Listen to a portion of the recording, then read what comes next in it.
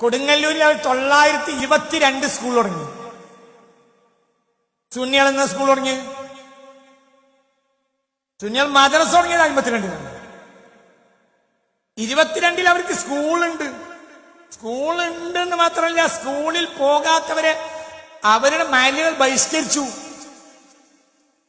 സ്കൂളിലേക്ക് കുട്ടികളെ അയക്കൂലെങ്കിൽ ബഹിഷ്കരിക്കും. മാലിൽ ഒന്നും ചെയ്തു കൊടുക്കൂല.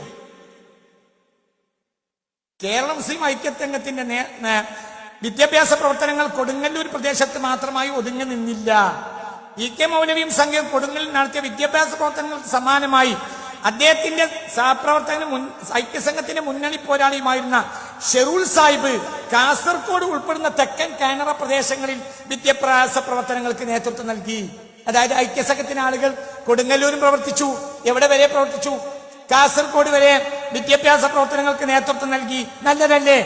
ദേശീയ സമര സ്വാതന്ത്ര്യ സമരത്തിന്റെ പ്രസ്ഥാനങ്ങൾക്ക് വേണ്ടി മുന്നിൽ നിന്നു. ദേശീയ സമര പ്രസ്ഥാനത്തിലും ഷെറൂൽ സാഹിബ് സജീവമായിരുന്നു. ഇ കെ മൗലവിയുമായി ശക്തവും നിരന്തരവുമായ ബന്ധമായിരുന്നു അദ്ദേഹത്തിനുണ്ടായിരുന്നത്.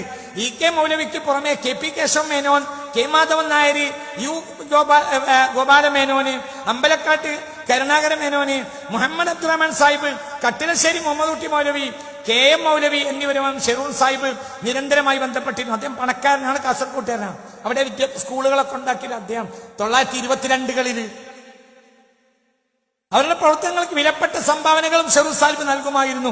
ദേശീയ സമരങ്ങൾക്ക് നേതൃത്വം നൽകിയിരുന്ന മാതൃഭൂമി ദിനപത്രത്തിന്റെ അക്കാലത്തെ സാരഥികളെയെല്ലാം നേരിൽ പോയി കണ്ട് പരിചയപ്പെടുകയും അവരുടെ ആശയങ്ങൾ നാട്ടിൽ പ്രചരിപ്പിക്കാൻ മുന്നിൽ നിൽക്കുകയും ചെയ്തിരുന്ന ദേശസ്നേഹി കൂടിയായിരുന്നു ഷെറൂൽ സാഹിബ്.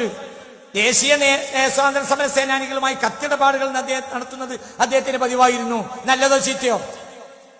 നല്ലതോ ചീത്തയോ? നല്ലത്. മുസ്ലിം സമുദായ പരിഷ്കരണ പ്രസ്ഥാനമായ കേരള മുസ്ലിം ഐക്യസംഘം കൊടുങ്ങല്ലൂരിൽ പിറന്ന കാലം 23 മുതൽ അതിന്റെ നേതാവായിരുന്ന ഷെറൂൽ സാഹിബ് ഇ കെ മൗലവി ആണെന്ന് ഇ കെ മൗലവി എഴുതിയിട്ടുണ്ട്. കുട്ടികളെ നീ കേട്ടോളൂ. 922 മുതൽ കൊടുങ്ങല്ലൂരിൽ സ്കൂളുണ്ട്. ആർക്ക്? കേരളത്തിലെ ആദ്യത്തെ വഹാബി പ്രസ്ഥാനത്തിന് സ്കൂളുണ്ട്. എന്താ നിങ്ങൾ വക വെച്ചു കൊടുക്കണേ? നേര് വക വെച്ച് കൊടുക്ക്. ഉണ്ട്. സമകാലിക മലയാളത്തിലേക്ക് ഞാൻ വീണ്ടും തിരിച്ചു വരാം. 2022 30-കളിൽ തന്നെ നടക്കുന്ന മറ്റൊരു മാറ്റമാണ് ഓത്തുപള്ളികളുടെയും മദ്രസകളുമായുള്ള പരിണാമം. അതും നവോത്ഥാനവാദികളുടെ സ്വാധീനത്തിൽ തിടം വെച്ചതാണ്. 30-കളിൽ അവർക്ക് മദ്രസ, നമ്മക്ക് മദ്രസ 52. നമ്മളെ മദ്രസ തുടങ്ങുന്ന 52. കേരളം മുഴുവൻ ഉള്ള നമ്മക്ക് 52-ൽ ആകെയുള്ളത് 10 മദ്രസ. അവർക്ക് മദ്രസ 30-കളിൽ തുടങ്ങി. നേരത്തെ തന്നെ പോയി. അവർക്ക് ലക്ഷ്യമുണ്ടായിരുന്നു. നല്ലോണം മനസ്സിലാക്കണം.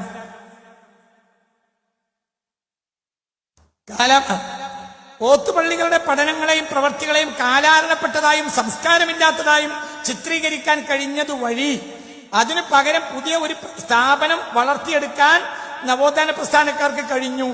1937 ആയപ്പോഴേക്കും തിരുരങ്ങാടിയിലെ നൂറുൽ ഇസ്ലാം മദ്രസ ഇവരുടെ കേരള ജമിയത്തുൽ ഉലമയ്ക്ക് കീഴിൽ വന്നു. 1937 തിരുരങ്ങാടിയിൽ 1937 നമ്മൾ ആദ്യത്തെ മദ്രസ എന്നാ സംഘടന നടത്തുന്ന ആദ്യത്തെ മദ്രസ എന്നാ 1952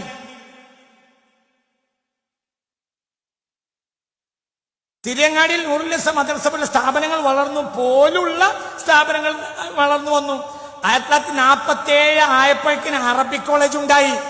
നമ്മൾ ആദ്യത്തെ അറബിക് കോളേജ് ഏതാ? സംഘടനയ്ക്ക് കീഴിൽ ആദ്യത്തെ അറബിക് കോളേജ് എന്താ? 1963 ഇവര് അറബിക് കോളേജ് ഉണ്ടാക്കാൻ വേണ്ടി തീരുമാനിക്കുന്നത് 1924. നമ്മൾ തീരുമാനിക്കുന്നത് 63.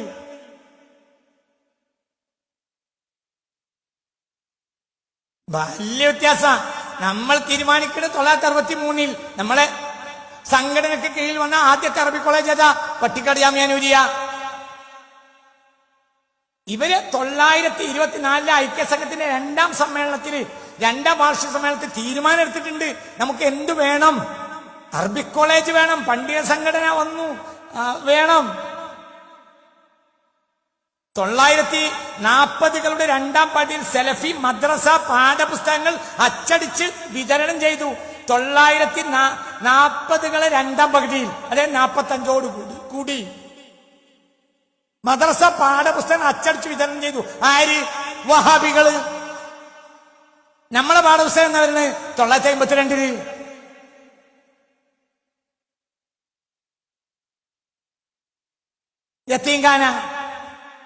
യത്തീംഖാന കേരള ചരിത്രത്തിലെ മുസ്ലിം സംഘടനകൾക്ക് കീഴിലുള്ള ആദ്യത്തെ യത്തീംഖാന തിരുവങ്ങാടി യത്തീംഖാന 1943. എല്ലാവരും ആദ്യം നമ്മൾ അതിനെ പ്രതിരോധിക്കാൻ പിന്നാലെ ഓടിയതാണ്. 1943-ൽ കേരളത്തിലുടനീളം വലിയ തോതിൽ കോളറ പടർന്നു പിടിച്ചു. ഒരുപാട് ജീവനുകൾ നഷ്ടപ്പെട്ടു. ഭയാനകമായ സാഹചര്യമുണ്ടായി. അന്ധവിശ്വാസം ഒഴുകിയിരുന്ന ഉൾനാടുകൾ കോളറ അതിഭീകരമായിരുന്നു. ആയിരക്കണക്കിന് ആൾ മരണപ്പെട്ടവർ, നിരവധി കുഞ്ഞുങ്ങൾ അനാഥരായി. അനാഥ മക്കളെ സംരക്ഷിക്കുക എന്നത് സമൂഹത്തിനു മുമ്പിൽ വമ്പിച്ച ബാധ്യതയായി മാറി. ഈ സന്ദർഭത്തിൽ അനാഥ സംരക്ഷണത്തിന് ശക്തമായ ഇടപെടലുകൾ നടത്താൻ ഇ.കെ. മൗലവി കഴിഞ്ഞു. ഇ.കെ. മൗലവി ആരാ? വഹാബികളുടെ ജമിയത്തുൽ-ഉലമയായ കേരള ജമിയത്തുൽ-ഉലമയുടെ പ്രസിഡന്റ്. അദ്ദേഹമാണ് ഇവിടെ ആദ്യമായി എന്തുകൊണ്ടുവന്ന് ആദ്യത്തെ യത്തീംഖാന കൊണ്ടുവന്നു. തിരുവങ്ങാടിയിൽ യത്തീംഖാന സ്ഥാപിക്കുന്നതിന് അദ്ദേഹം എം.കെ. മൗലവി, എം.കെ. ആജീവ് എന്നിവരോടൊപ്പം ചേർന്ന് പ്രവർത്തിച്ചു. അനാഥ മക്കളെ സംരക്ഷിക്കുക എന്ന സമൂഹത്തിന്റെ ബാധ്യതയാക്കേണ്ട ഇ.കെ. മൗലവി തിരുവങ്ങാടി യത്തീംഖാന സ്ഥാപിക്കുന്നതിൽ സുപ്രധാന പങ്ക് വഹിച്ചിട്ടുണ്ട്.